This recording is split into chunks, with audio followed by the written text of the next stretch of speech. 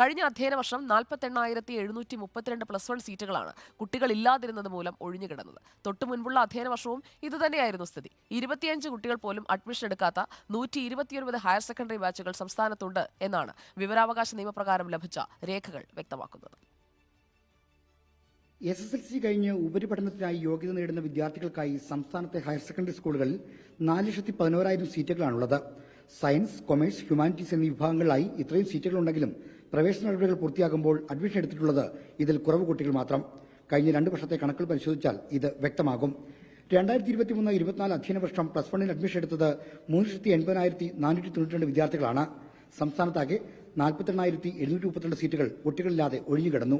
Seat എണ്ണത്തിനനുസരിച്ച് കുട്ടികളില്ലെന്ന് സാരം. ശാസ്ത്രീയമായ ഒരു പഠനം നടത്താതെ ബാച്ചുകളും സീറ്റുകളും അനുവദിച്ചാൽ കുട്ടികൾ എത്തുന്നില്ല എന്നുള്ളത് തന്നെയാണ് വിവരാവകാശ രേഖയിൽ കാണുന്നത്.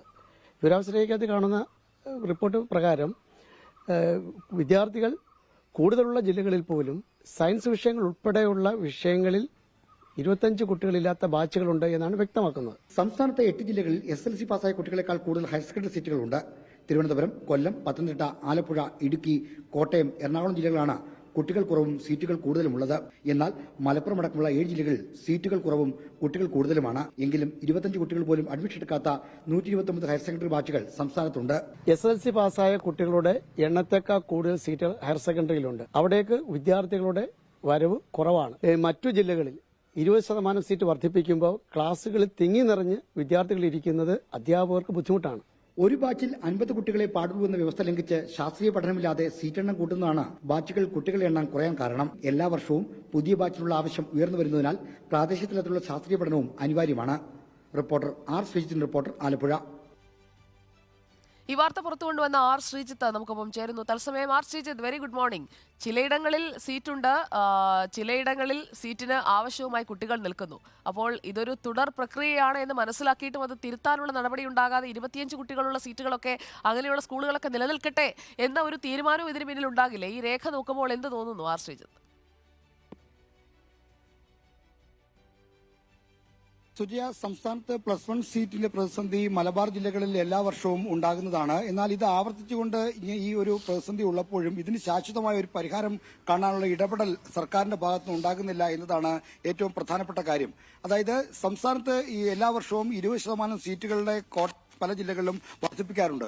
അങ്ങനെ വരുമ്പോൾ 4,11,000 പരം സീറ്റുകൾ ഓരോ വർഷവും ഈ +1 ആയിട്ട് അവൈലബിൾ ആകുന്നുണ്ട്. എന്നാൽ ഈ 4,11,000 സീറ്റുകൾ ഉള്ളപ്പോഴും ഈ സീറ്റിലേക്ക് അഡ്മിഷൻ എടുക്കുന്നത് ഏതാണ്ട് 3,80,000 വരെയുള്ള കുട്ടികൾ മാത്രമാണ്. അപ്പോൾ ഇത്തരത്തിൽ വലിയൊരു 40,000 സീറ്റുകൾ ഒഴിഞ്ഞുകിടക്കുന്നതാണ് പ്രതിസന്ധി. എന്നാൽ മലപ്പുറം പോലെയുള്ള ജില്ലകളിൽ, അതായത് കുട്ടികൾ കൂടുതലും സീറ്റുകൾ കുറവുമുള്ള ജില്ലകളിൽ ശാസ്ത്രീയ പഠനത്തിലൂടെ ഈ ഒരു സീറ്റുകൾ അനുവദിച്ചു കൊടുക്കുന്ന ബാച്ചുകൾ അനുവദിച്ചു കൊടുക്കുന്ന ഒരു നടപടികൾ ഉണ്ടാകുന്നില്ല എന്നതാണ് പ്രശ്നം. തെക്കൻ ജില്ലകളിൽ തിരുവനന്തപുരം, കൊല്ലം, ആലപ്പുഴ, പത്തനംതിട്ട, കോട്ടയം, ഇടുക്കി, എറണാകുളം, തൃശൂർ ജില്ലകളിലാണ് സീറ്റുകളുടെ എണ്ണം കൂടുതലും കുട്ടികൾ കുറവുമുള്ളത്. എന്നാൽ മലപ്പുറം അടക്കമുള്ള മറ്റ് 6 ജില്ലകളിൽ ഇത്തരത്തിൽ സീറ്റുകൾ കുറവും കുട്ടികൾ കൂടുതലുമാണ്. ഈ പ്രശ്നത്തിൽ ഒരു പരിഹാരമാണ് ഉണ്ടാകേണ്ടത്. അതായത് ഓരോ പ്രദേശത്തും ഉപരിപഠനത്തിന് യോഗ്യത നേടുന്ന ആളുകൾക്ക് അനുയോജ്യമായ സീറ്റുകൾ അവർക്ക് അവരുടെ മേഖലയിൽ ലഭിക്കാനുള്ള ഒരു പഠനം മറ്റും നടത്തണം.